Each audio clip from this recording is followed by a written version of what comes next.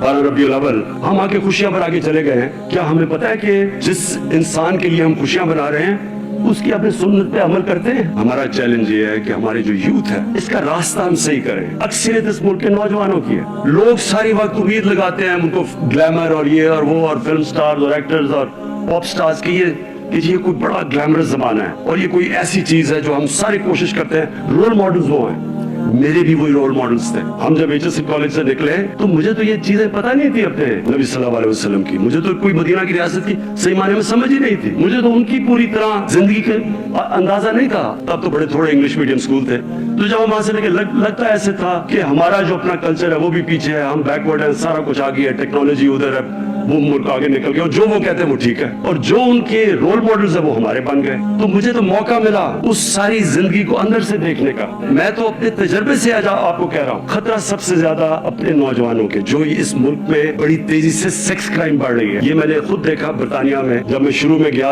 हर 14 शादियों में 1 तलाक होती थी। उस वक्त नया वहाँ शुरू हुआ था sex, drugs and rock and roll. ये एक नया कल्चर शुरू हुआ था। फाशी आम हो गई, वहाँ पहले ऐसे नहीं होता था। फिल्में उनकी बदलनी शुरू हुई, टीवी के ऊपर आना शुरू हुआ वो चीज जो पहले नहीं आती थी। उनके माशरे के अंदर सबसे पहले इम्पैक्ट पड़ा शादी के ऊपर, खानदानी निजाम के ऊपर। जब उनका खानदानी निजाम आहिस्ता आहिस्ता टूटना शुरू हुआ तो तब हमें समझ आई कि क्यों ये पर्दे का कॉन्सेप्ट है। देखिए, पर्दे का इस्लाम के अंदर एक बड़ा कॉन्सेप्ट है। ये सिर्फ ये नहीं है कपड़ों का, एक इस्लाम में शादी को प्रोटेक्ट करने का कॉन्सेप्ट है। वो अब एक माशरे के ऊपर है कि इज्तिहाद करके डेवलप करे कि किस तरह हमने अपने खानदानी निजाम को प्रोटेक्ट करना है। लेकिन जब मैं शुरू में गया था तो 14 में 1 तलाक थी और जब आखिर में 70% तलाकें हो गई। जब आप एक माशरे के अंदर फाशी बढ़ाते रहते हैं तो उनकी फैमिली सिस्टम टूटा।